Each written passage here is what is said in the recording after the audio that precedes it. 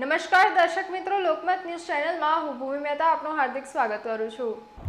નંદ ઘેરા આનંદ ભયો જય કનૈયા લાલ કીના નાદ સાથે ડભોઈ પંથકના ડભોઈ તાલુકાના કૃષ્ણ જન્માષ્ટમીનું ભવ્ય ઉજવણી કરવામાં આવી હતી।